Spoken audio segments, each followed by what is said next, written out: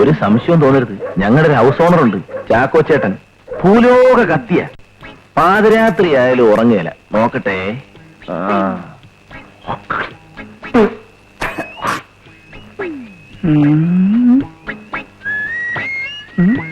നിൽക്കുന്നതാണ് ചാക്കോ ചേട്ടൻ. എന്ത് ചോദിച്ചാലും ഒരു അക്ഷരം മിണ്ടരുത്, ഞാൻ മാനേജ് ചെയ്തോളാം.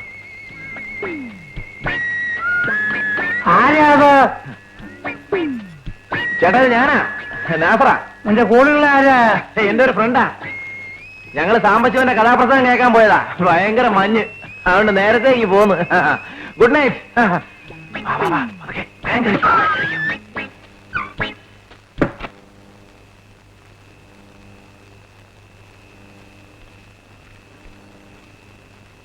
ഈ വേഷം അങ്ങ് പെർമനന്റ് ആയിക്കോ, അതാ സേഫ്. എങ്ങനാ പേര്? നിന്നെ സമ്മതിച്ചിരിക്കുന്നു. ചാക്കോച്ചനോ വല്ല സംശയമുണ്ടോ? നസ്രാണിയുടെ ബുദ്ധി അല്ലടാ എനിക്ക്. അയാൾക്ക് യാതൊരു സംശയമില്ലെന്ന് മാത്രമല്ല, വേണമെങ്കിൽ അയാളുടെ ഭാര്യയെ പാൻഡിഡിഷ് അതിനകത്ത് കൊണ്ടുവരും. പക്ഷെ അയാൾക്ക് പിടിക്കാൻ പറ്റൂല. നീ എന്നോടാണെന്ന് തെളിഞ്ഞ് പുരത്തോട് പഠിച്ചാടാ. നീ വച്ച് താമസിപ്പിക്കുന്നോ?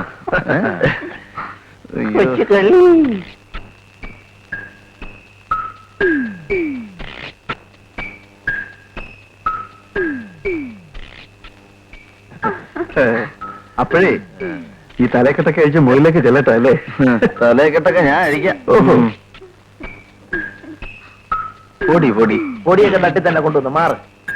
ആ ഷർട്ട് ഇങ്ങോട്ട് ഒഴിച്ചു പൊട്ടിക്കല്ലേ. എനിക്ക് ആകെ ഉള്ളൊരു നല്ല ഞാൻ അഴിക്കാം.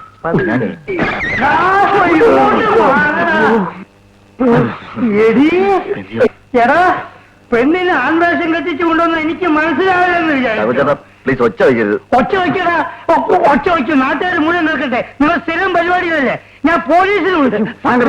കൂടുതൽ ചിലക്കരുത്. തനിക്ക് വേണേ പറ, നമുക്ക് ഷെയർ ചെയ്യാം.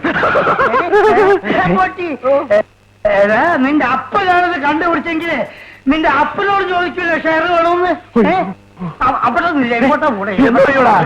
തോന്നുന്നു.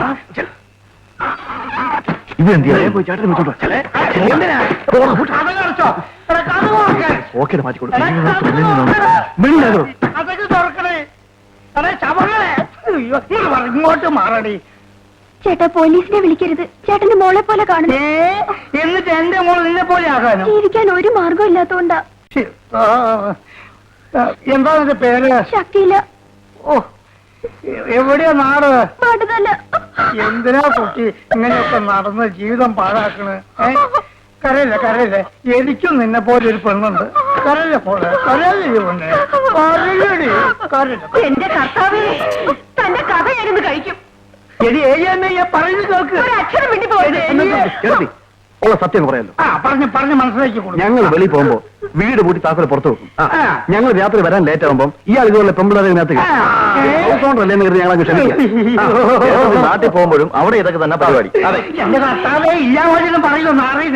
ചേട്ടത്തി ഞാൻ ആലോചിക്കായിരുന്നു, ചേട്ടത്തി പോലെ സുന്ദരിയായ ഒരു ഭാര്യ ഉള്ളപ്പോ ഇയാൾക്ക് ഇതിന്റെ വല്ല കാര്യമുണ്ടോ? അയ്യേ,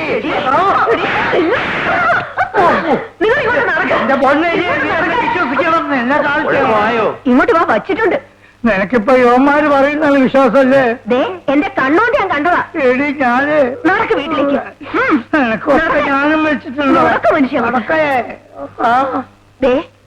ഈ സംഭവം നിങ്ങളല്ലാതെ വേറെ ആരും അറിയണ്ട.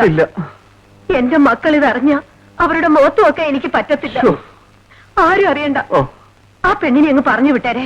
ചേട്ടത്തി അസമയത്ത് എങ്ങനെയാ? പ്രായമായ പെണ്ണല്ലേ? പിന്നെ എന്നാ ഒരു കാര്യം ചെയ്യേ, രാവിലെ ആരും അറിയാതെ അങ്ങ് പറഞ്ഞു വിട്ടേ. വലിയ ഉപകാരം.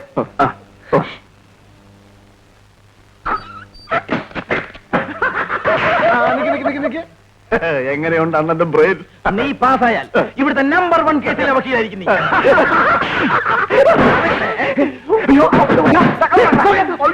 ഇത് പെണ്ണ് ഞാൻ കൊണ്ടുപോയെന്ന് പറഞ്ഞോലോ. കളഞ്ഞു.